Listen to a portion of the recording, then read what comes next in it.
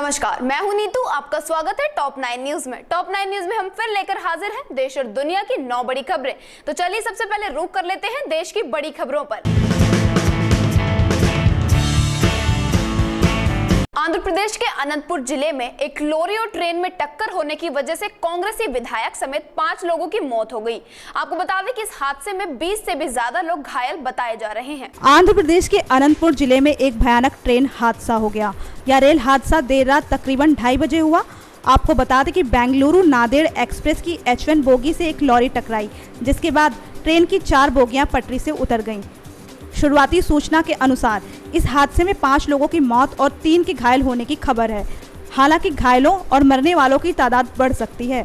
इधर इस दुर्घटना में कर्नाटक के देवदुर्ग के कांग्रेस विधायक वेंकटेश नायक का भी नाम है। इसके अलावा ट्रेन के एक एसी मैकेनिक की भी मौत हो चुकी है। साथ ही जो लॉरी ट्रेन से टकराई उसके ड्राइवर की भी मौत हो चुकी है। वहीं पुलिस के मुताबिक लॉरी का ब्रेक फेल हो गया था, जिसकी वजह से वह फाटक को तोड़ते हुए ट्रेन से टकरा गई। बहरहाल देखा जाए तो देश में रेल हादसे कम होने का नाम नहीं ले रहे हैं। जैसे ही सबक लेने की बात होती है तभी कोई दूसरा रेल हादसा दस्तक दे देता है।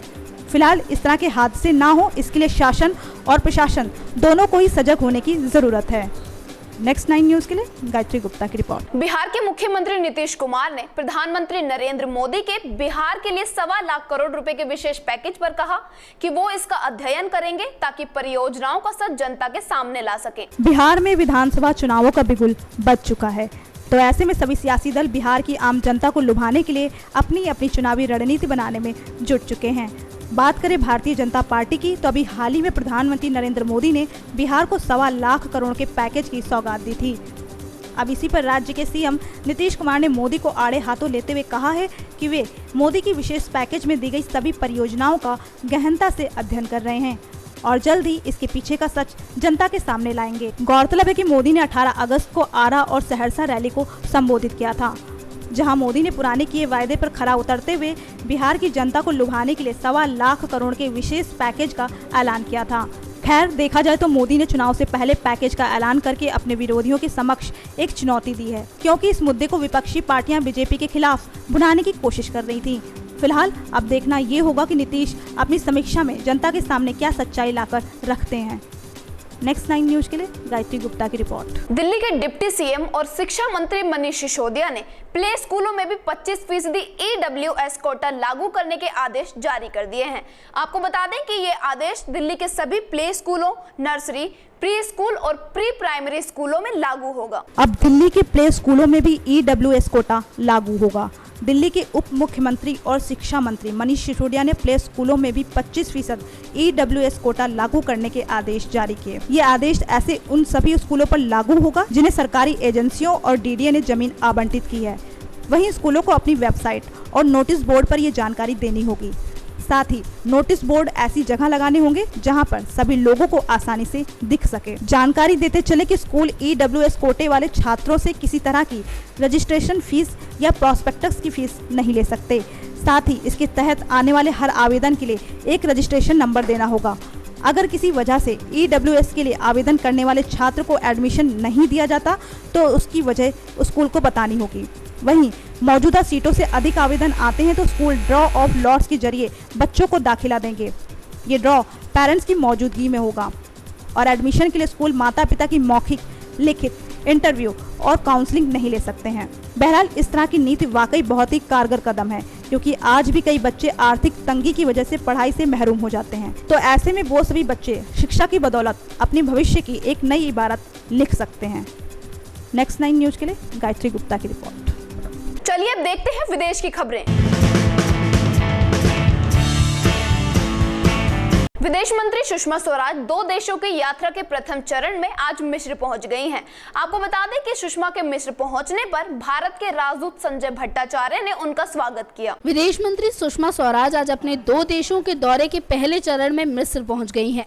बता दें कि यहाँ विदेश मंत्री द्विपक्षीय संबंधों और खास करके व्यापार को मजबूत करने पर जोर देंगी। हवाई अड्डे पर सुषमा का स्वागत मिस्र में भारत के राजदूत संजय भट्टाचार्य ने किया।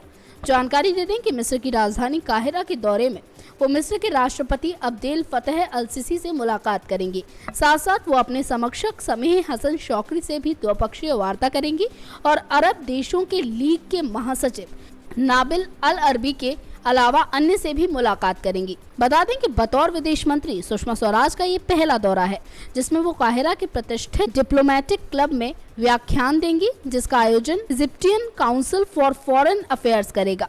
विदेश मंत्रालय ने कहा कि मंत्री के काहिरा दौरे से हमारे द्विपक्षीय एवं बहुपक्षीय संबंधों की समीक्षा का अवसर मिलेगा और परस्पर हितों के कई मुद्दों पर वो मिस्र के नेतृत्व से वार्ता करेंगी। मिस्र अफ्रीका महाद्वीप में भारत का सबसे महत्वपूर्ण व्यावसायिक साझेदार है। पिछले वित्त वर्ष में भारत और मिस्र के बीच रिकॉर्ड 4.76 अरब डॉलर का व्यापार हुआ। भारत मिस्र का छठा सबसे बड़ा व्यावसायिक साझेदार है और दूसरा सबसे बड़ा निर्यात केंद्र भी। नेक्स्ट 9 न्यूज के लिए दीक्षा की रिपोर्ट। पाकिस्तान के नोबेल पुरस्कार विजेता मलाला यूसुफजई को ब्रिटेन में खतरे के मद्देनजर हर समय 2 सुरक्षाकर्मी प्रदान किए गए हैं।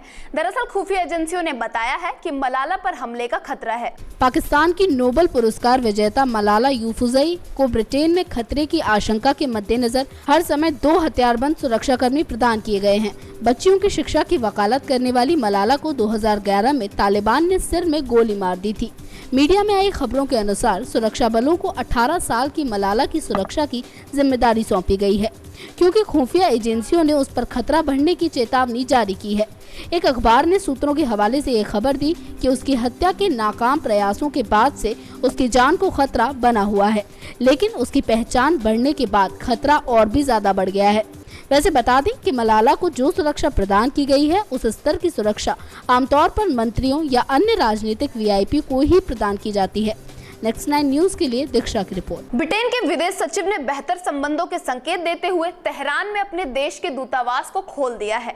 आपको बता दें कि 4 साल पहले भीड़ के परिसर में घुसने से ये दूतावास बंद कर दिया गया था। ब्रिटेन के विदेश सचिव ने रविवार को बेहतर संबंधों के संकेत देते हुए तेहरान में अपने देश के दूतावास को फिर से खोला। जानकारी दे दें कि 4 साल पहले भीड़ के परिसर में घुसने से ये दूतावास बंद कर दिया गया था।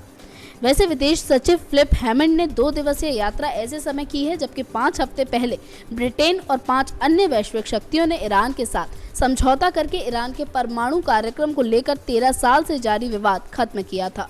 उन्होंने तेहरान में ब्रिटेन का प्रतिनिधित्व करने वाले नए प्रभारी अजय शर्मा के साथ दूतावास गार्डन में एक समारोह का नेतृत्व किया, जिसमें ब्रिटेन का झंडा फहराया गया। उधर लंदन में भी रविवार को ही ईरान का दूतावास फिर से खोला गया। वैसे अनुमान ये भी लगाया जा रहा है कि दोनों देश कुछ महीनों में राजदूतों की नियुक्ति भी कर सकते हैं। नेक्स्ट 9 न्यूज के लिए दीक्षा की रिपोर्ट। चलिए अब नजर डालते हैं मनोरंजन की खबरों पर। अभिनेता सिद्धार्थ मल्होत्रा इस अफवाह पर कुछ नहीं बोलना चाहते कि वो अभिनेत्री आलिया भट्ट के साथ डेटिंग कर रहे हैं। दरअसल सिद्धार्थ ने कहा कि मेरे और आलिया के बीच जो भी है वो मेरे लिए पवित्र है। अभिनेता सिद्धार्थ मल्होत्रा इस अफवाह पर कुछ भी बोलना नहीं चाहते कि वे अभिनेत्री आलिया भट्ट के साथ डेटिंग कर रहे हैं। दरअसल उनका मानना है कि ऐसा करने से उस चीज की महत्वता कम हो जाएगी जो कि उनके लिए बहुमूल्य है। हालांकि सिद्धार्थ ने ये भी कहा, कुछ चीजों पर जब आप कुछ खास तरीके से बोलते हैं तो उनका महत्व कम हो जाता है। ऐसा खास तौर से पर्सनल लाइफ के मामले में होता है, जो कि मेरे लिए बेहद कीमती और पवित्र है। आपको बता दें कि पिछले कुछ समय से ऐसी अटकलें लगाई जा रही हैं कि स्टूडेंट ऑफ द ईयर के दोनों कलाकार एक दूसरे को डेट कर रहे हैं, जबकि दोनों ने इस पर चुप्पी साध रखी है। लेकिन दोनों सार्वजनिक रूप से एक साथ उपस्थित होने से पीछे नहीं हटे हैं। वैसे आपको ये भी बता दें कि इससे पहले भी सिद्धार्थ मल्होत्रा और पुराने जींस फेम हीरोइन इजाबेल लीटे के अफेयर की खबरें बॉलीवुड गलियारों में छाई हुई थी। नेक्स्ट 9 न्यूज के लिए पायल गुडियाल की रिपोर्ट। बॉलीवुड के दबंग स्टार सलमान खान अपनी आने वाली फिल्म सुल्तान में बुजुर्ग पिता का किरदार निभा सकते हैं। आपको बता दें कि फिल्म में खास बात यह है कि सल्लू बच्चे के ही नहीं बल्कि एक युवा एक्टर के पिता का किरदार निभा सकते हैं। बॉलीवुड के सुपरस्टार सलमान खान की अपकमिंग फिल्म सुल्तान के बारे में अभी बहुत ज्यादा खुलासा नहीं हुआ है। दरअसल अभी तक यही सामने आया था कि इसका निर्देशन अली अब्बास जफर करेंगे और साथ ही सलमान इसमें बॉक्सर की भूमिका निभाते नजर आएंगे। वहीं अब सुनने में आया है कि सलमान फिल्म सुल्तान में पिता का किरदार निभाने जा रहे हैं। खास बात यह है कि सलमान सिर्फ बच्चों के ही नहीं बल्कि युवा एक्टर के पिता बनेंगे, जो उनके जीवन में पहली बार होगा। इसका मतलब है कि सलमान बुजुर्ग कलाकार के हुलिये में दिखेंगे। हालांकि सलमान फिल्म बीवी नंबर 1 और जब प्यार किसी से होता है जैसी फिल्मों में छोटे बच्चों के पिता बन चुके हैं, लेकिन सुल्तान इनसे हटकर है। सुल्तान में सलमान का रोल काफी चैलेंजिंग है। इसके अलावा सलमान के समक्ष हीरो शाहरुख खान, आमिर खान, अक्षय कुमार और अजय देवगन को आज तक ऐसा रोल निभाने का मौका नहीं मिला है। सलमान फिलहाल प्रेम रतन धन पायो की शूटिंग में व्यस्त हैं। प्रेम रतन धन पायो में सलमान के साथ एक्ट्रेस सोनम कपूर मुख्य भूमिका निभाती नजर आएंगी। नेक्स्ट 9 न्यूज के लिए पायल गुडियाल की रिपोर्ट। फैंस हमेशा अपने चहेते सितारों के लिए कुछ न कुछ नया करते ही रहते हैं। इसी बीच अमिताभ बच्चन के एक फैन ने पेंसिल की नोक पर बिग बी की एक तस्वीर बनाकर उसे ट्विटर पर साझा किया है, जिसे देखकर खुद अमिताभ बच्चन भी हक्के बक्के रह गए। वैसे तो दुनिया भर में अमिताभ बच्चन के करोड़ों फैंस हैं, लेकिन एक प्रशंसक ने हाल ही में कुछ ऐसा किया जिसे देखकर खुद बिग बी भी हैरान रह गए। दरअसल सचिन सांगे नाम के इस फैन ने पेंसिल की नोक पर बिग बी का एक चेहरा उकेरकर उन्हें सरप्राइज किया। इतना ही नहीं, अपनी इस कलाकारी को सचिन ने अमिताभ के ट्विटर अकाउंट पर शेयर करते हुए लिखा, आदरणीय श्रीमान, पेंसिल की नोक पर आपके चेहरे का एक प्रतिरूप, 8 घंटे का प्रयास है, उम्मीद है आपको पसंद आएगा।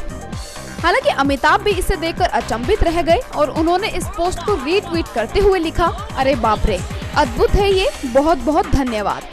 वहीं इस पोस्ट को देखकर अभिनेता अर्जुन रामपाल भी अचरज से भर गए और उन्होंने ट्वीट किया कि वाकई ये सच है। अमिताभ द्वारा बधाई मिलने के बाद सचिन ने अमिताभ के पीकू में रखे गए लुक और उनसे जुड़ी कई अन्य कलाकृतियों को भी साझा किया। वेल, ये तो सभी जानते हैं कि बिग बी के चाहने वालों की कमी नहीं है और जिस तरह एक फैन ने ऐसी अद्भुत तस्वीर साझा की है, इसे देखकर अंदाजा लगाया जा सकता है कि अमिताभ के प्रति फैंस की दीवानगी किस तरह से बढ़ती ही जा रही है। नेक्स्ट 9 न्यूज रूम से मैं नीतू। तो ये थी देश और दुनिया में आज के दिन की 9 बड़ी खबरें। बाकी खबरों को जानने के लिए आप लगातार लॉगिन करें www.next9news.com। नमस्कार।